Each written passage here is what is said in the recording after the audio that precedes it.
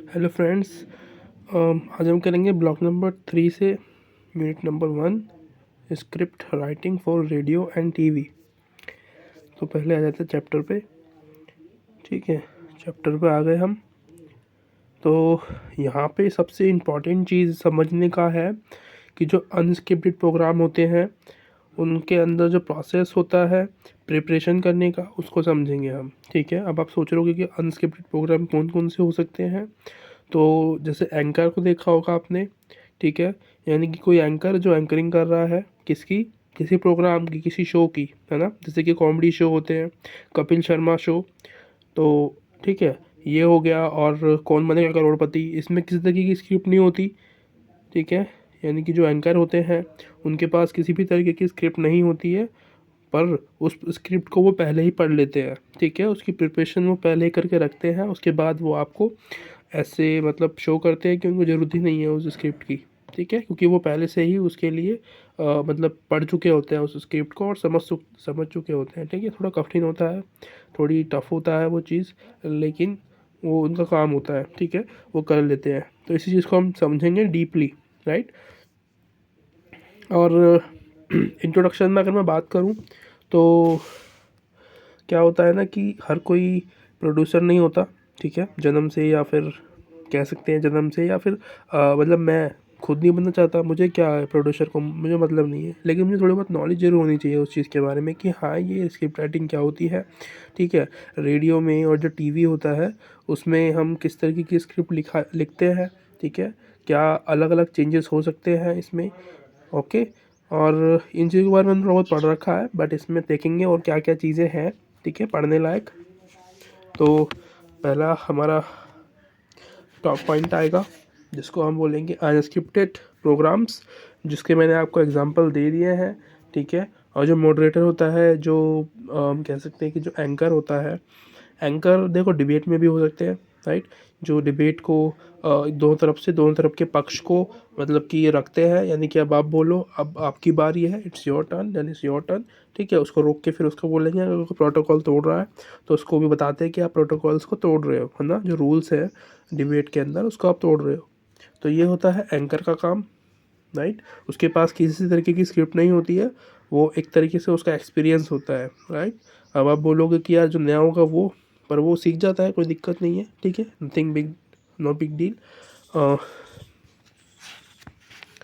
ठीक है, इसके अंदर यही है। अब सेकंड टॉपिक पे आएंगे, सेटिंग अप अ पैनल। देखो, पैनल सेटिंग अप करने का मतलब होता है, यानी कि अब आपने स्क्रिप्ट पढ़ ली है, राइट। अगर आप एंकर हो तो अब आपकी बारी है वो शो हैंडल करना। ठीक है, अब आप उस शो पे खड़े हो। ठीक है, उसके स्टेज पे आप खड़े हुए हो।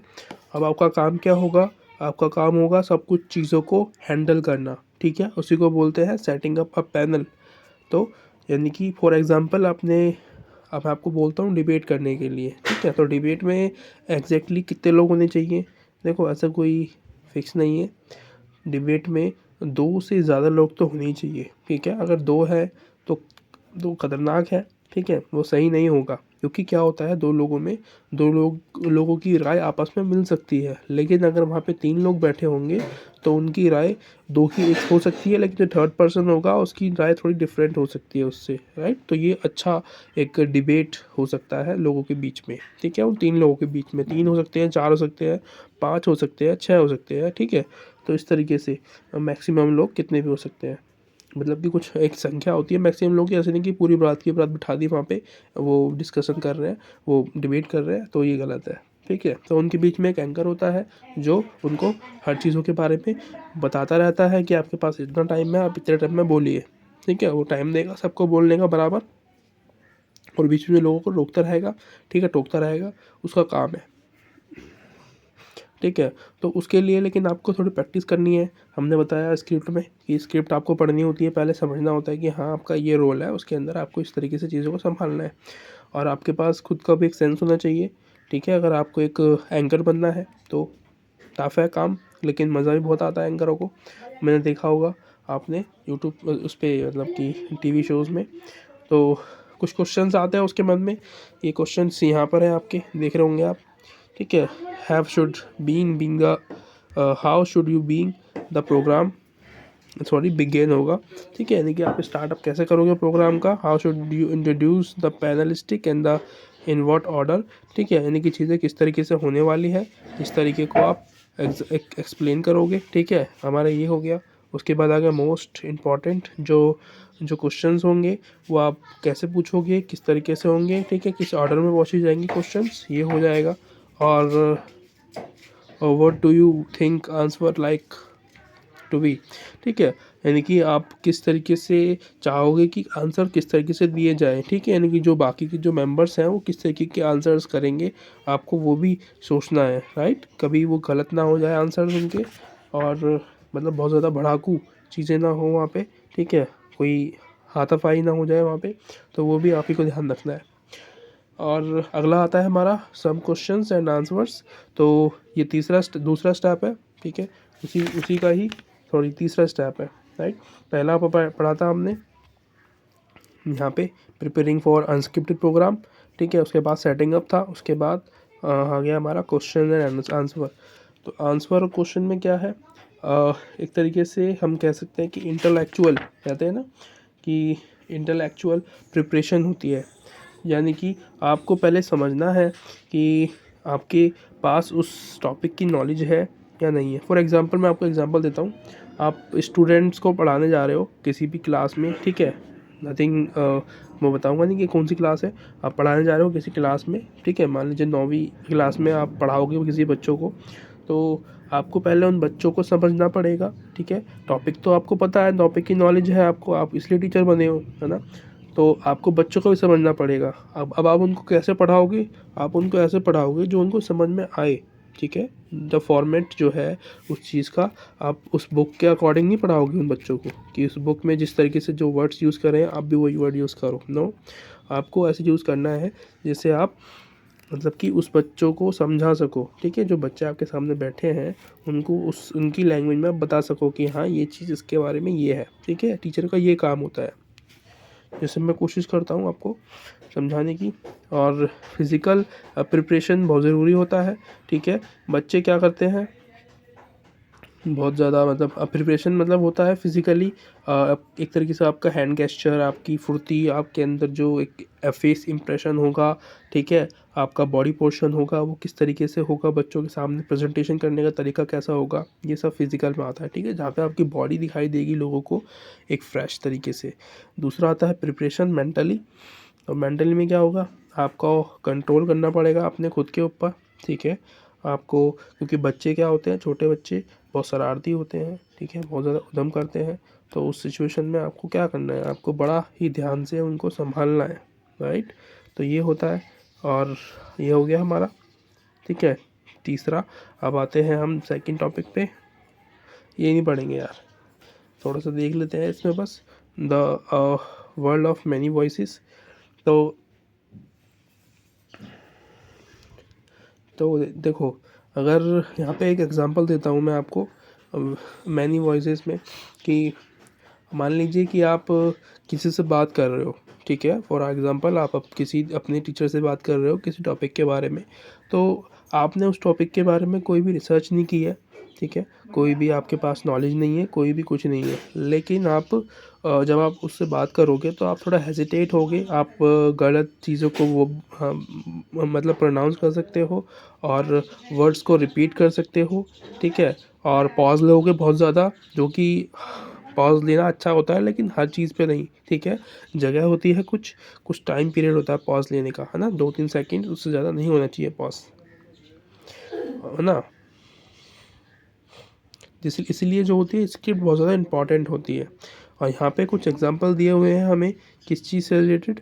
अगर आप किसी इंटरव्यू में जाते हो तो वहाँ पे आपको स्क्रिप्ट नहीं मिलेगी। ठीक है, या फिर आप स्क्रिप्ट लेके नहीं जा सकते, पर यहाँ पे आपको कुछ क्वेश्चन दिए होंगे। यहाँ पे कुछ मतलब एक तरीके से आपको एक एग्जांपल दिया हुआ है जिससे आप समझ सकते हो कि किस तरीके से मैं आंसर दे सकता हूँ, है ना, क्वेश्चंस के। अगला आता है हमारा सम पॉपुलर फॉर्मेट्स इन टेलीविज़न। तो टेलीविज़न में पॉपुलर फॉर्मेट कुछ भी नहीं होता, सब कुछ पॉपुलर होता है। ठीक है,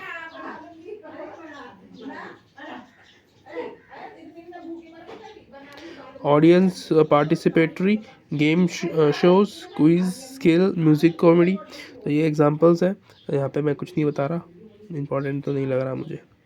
the grammar of television short and ट्रांजिटर्स।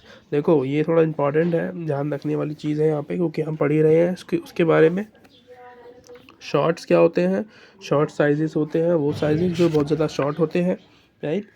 यानी कि आपने जब मूवी देख रहे होते हो तो वहाँ पे ना कुछ शॉट्स होते हैं, जैसे कि एक शॉट होता है दूर का, यानी कि एक व्यक्ति खड़ा हुआ है, वो किसी चीज़ के बारे में सोच रहा है ना, सोच रहा है, खड़ा है, बात कर रहा है किसी से, तो वो एक दूर का शॉट होता है ना, जिससे कि पूरी बॉडी उसकी दिखाई दे, पूरा पैर तक, पैर से लेके सर तक।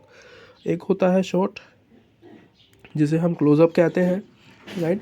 क्लोज़अप में क्या होता है? क्लोज़अप मतलब होता है यानी कि जो उसका सिर्फ फेस दिखाया जाए, है ना, फेस दिखाया जाए, तो वो उसको बोलते हैं क्लोज़अप, है ना। कोई इंप्रेशन दे रहा है वो, कोई कुछ चीज़ के बारे में सोच रहा है, तो वहाँ पे हम क्लोज़अप लेते हैं। जो मूवी में जो डायरेक्टर्स होते हैं, ठीक है, जो कैमरामैन होता है वो क्लोज़अप देगा, है ना। तो ऐसे होता है। और एक और आता है हमारा लॉन्ग शॉट।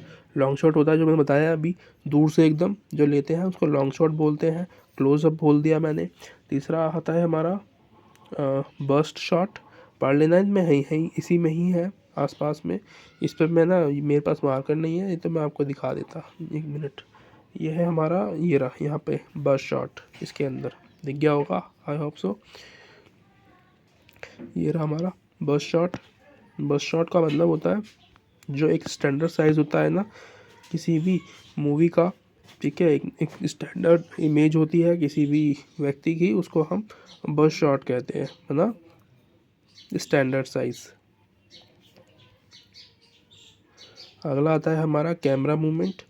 कैमरा मूवमेंट बहुत इंपॉर्टेंट होता है इसमें, ठीक है, क्योंकि अगर कैमरा मूवमेंट नहीं होगा तो वो जो मूवी है वो मूवी नहीं लग के वो एक फ़ोटो लगेगी, है ना। तो इसीलिए कैमरा को मूव करना बहुत ज़रूरी होता है। इसलिए आप देखोगे कि जो मूवीज़ होती हैं उसमें कैमराज बहुत मूव होते हैं, है ना, इधर से उधर भाग रहा है, एक्शन हो रहे हैं, एक मुक्का मारा हीरो ने, साउथ के हीरो ने, और जो बंदा है वो टप्पा खा के ऊपर जा रहा है, ठीक है, और जो कैमरा है उसके अगल बगल में पूरा घूम गया ऐसे करके, है ना, पूरे चारों तरफ उसके घूम गया।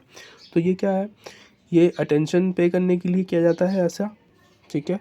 और अगली आती है हमारी ट्रांजिशन, जो कि एक लास्ट है।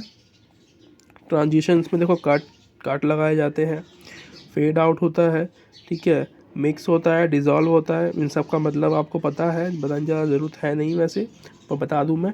ट्रांजिशंस में क्या होता है, जैसे कि आप अभी एल्बम बनाते हो ना किसी भी फ़ोटो की, तो जैसे वो फ़ोटो आएगी, है ना, थोड़ी देर दिखेगी, फिर वो चली जाएगी किसी भी स्टाइल में, वो घूम के जाए या राइट जाए लेफ़्ट जाए, वो वहाँ पे से चली जाएगी, तो उसको ट्रांजिशंस बोलते हैं, जो मूवीज़ में बहुत ज़्यादा यूज़ किया जाता है, राइट।